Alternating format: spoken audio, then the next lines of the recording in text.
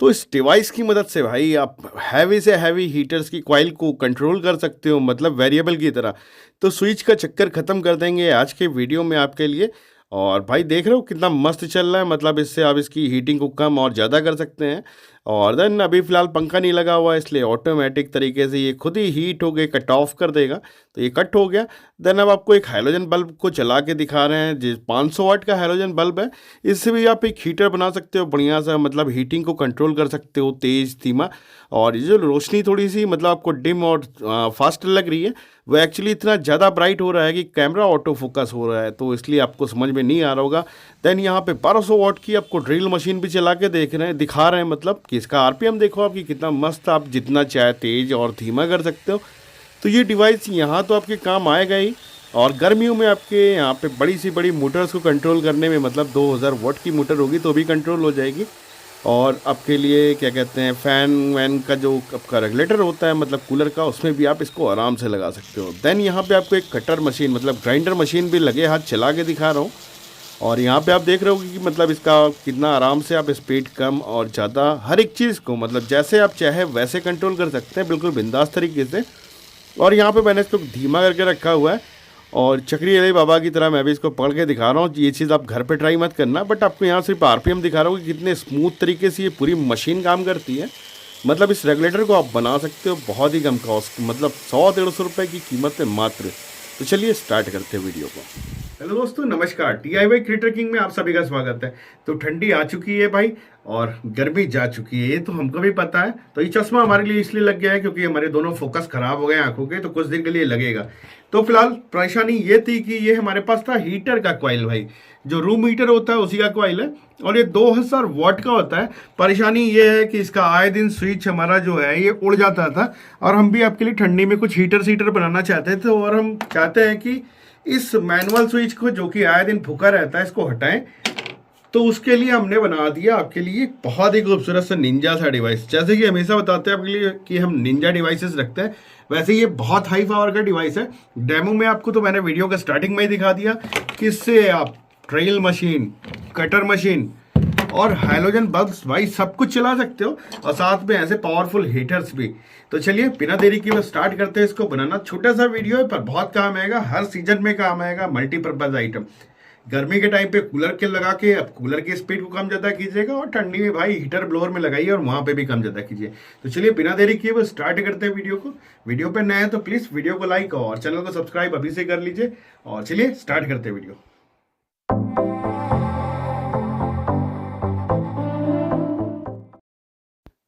तो ये है हमारा BTA 41600B ट्रायक, ठीक है। मतलब 600 वोल्ट तक के करंट को भाई हैंडल कर लेता है बहुत ज़बरदस्त तरीके से।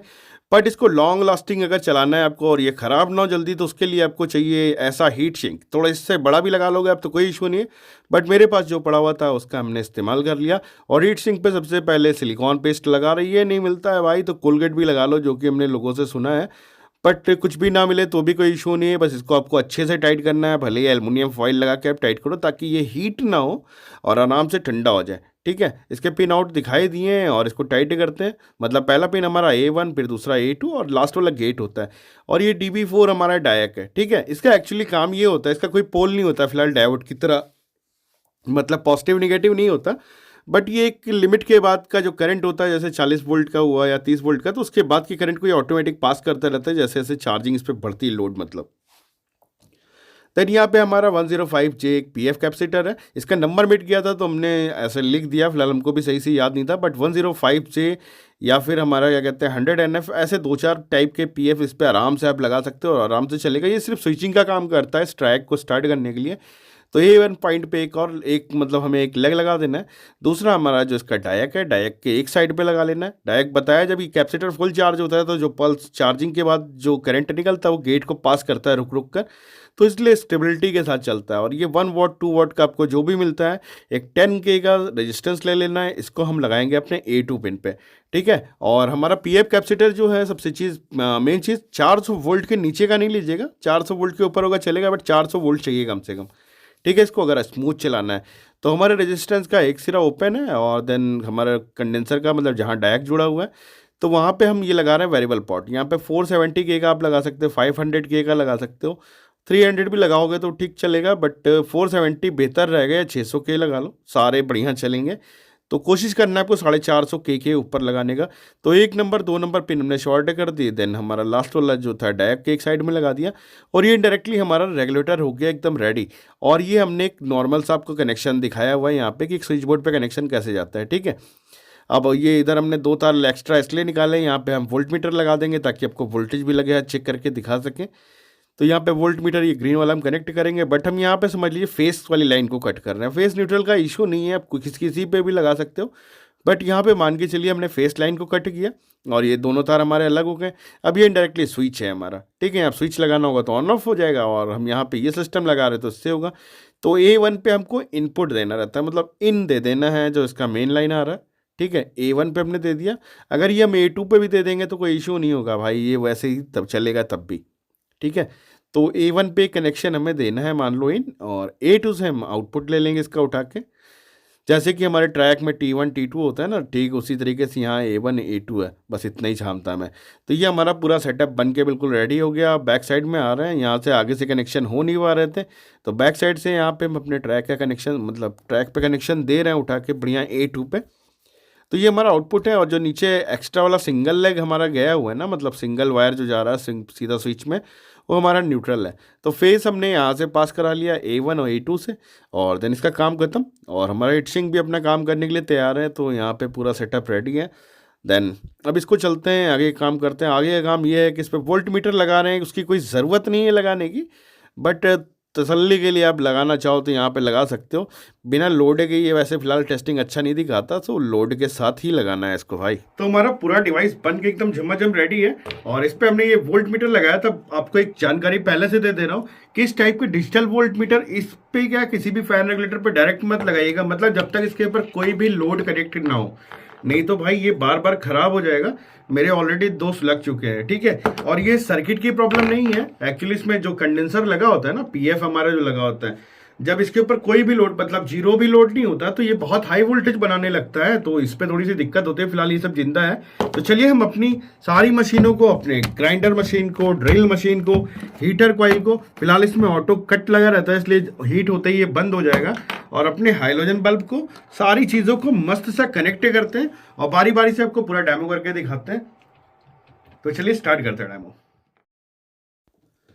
तो सबसे पहले हमने टेस्टिंग की हुई थी इस हीटिंग कॉइल से। ये एक्चुअली ग्लास के अंदर रहती है ट्यूब, और थोड़ा सा इसके अंदर पता नहीं कोई केमिकल, मतलब पाउडर टाइप का रहता है, तो इसका ग्लो बड़ा धीमा धीमा दिखाई पड़ता है। तो स्टार्टिंग में यही लगाया था आपको चेक कराने के लिए कि अगर आप इससे भी हीटर बनाओ तो इसको यूज़ कर सकते हो। इसकी शाइनिंग देख रहे होंगे आप कि कितनी ज़बरदस्त होती है। तो ये छूने पर भैया करंट वरेंट नहीं मारती, बड़ी सेफ टाइप की होती है, बस नीचे और ऊपर का पॉइंट आप ना छुओ तो यहाँ पे इसकी हीटिंग दिखाने की कोशिश की, दिख नहीं रही थी, बट नीचे जो आप प्लाई देख रहे हो जली हुई है, वो इसी का कमाल है, मतलब ये अच्छी खासी हीट होती है। तो यहाँ पे हम इसका ग्लो बढ़ा रहे हैं, और ये पूरी ट्यूब धीरे धीरे रेड हो जाती है, ठीक है। तो यहाँ पे ये चीज़ सही से आपको दिखा नहीं रही होगी, इसीलिए हमने बाकी के एलिमेंट और कॉइल आपको चला के दिखाऊंगा यहाँ पे। तो यहाँ पे धीरे धीरे मैं फुल कर रहा हूँ वोल्टेज, और आपको दिखाई पड़ रहा होगा, मतलब बाकायदा नीचे इसने 2 बार प्लाई को जला दिया था।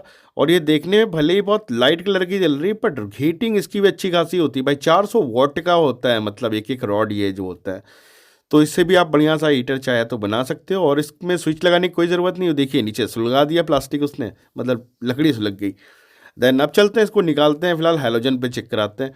ये भी हमारा 400 या 500 वाट का हैलोजन बल्ब है, तो इससे भी हैवी हैलोजन, आप 2 हैलोजन जलाओगे इसके ऊपर तो भी कोई इफेक्ट नहीं होगा।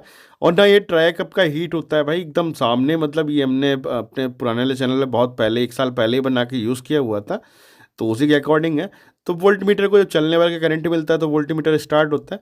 और पुराना वाला वोल्ट मीटर मैंने बताया ना कि जब सर्किट पे बिल्कुल भी कुछ टच नहीं रहता तो ये अलग टाइप की फ्रिक्वेंसी बनाने लगता है भाई, मतलब आवाज़, मतलब आसमान में चलता है।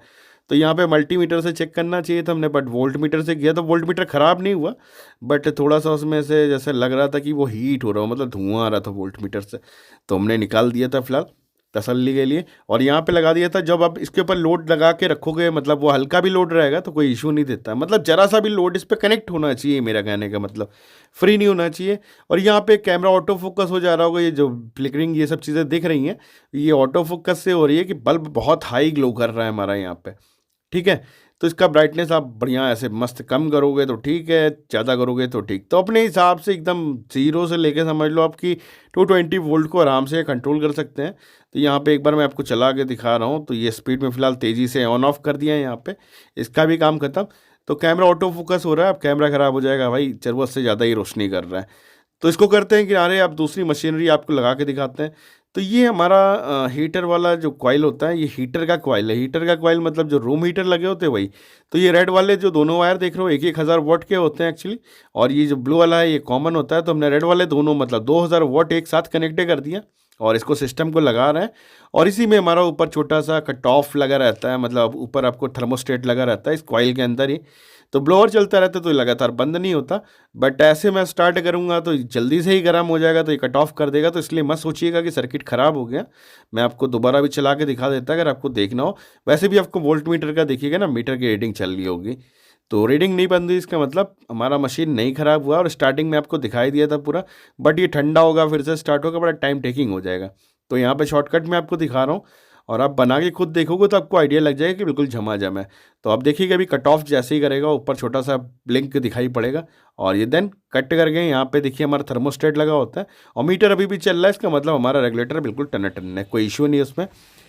और देन यहाँ पे हम लेकर आ गए ड्रिल मशीन। इसको भी हम चला के आपको तेज़ धीमा करके मतलब बिल्कुल ज़ीरो की स्पीड में बना के दिखा रहे हैं कि मोटर में बिल्कुल जान नहीं है, और 70 80 60 वोल्ट जैसा चाहिए वैसा आप कंट्रोल कर सकते हैं यहाँ से बिंदास, बिना किसी परेशानी के।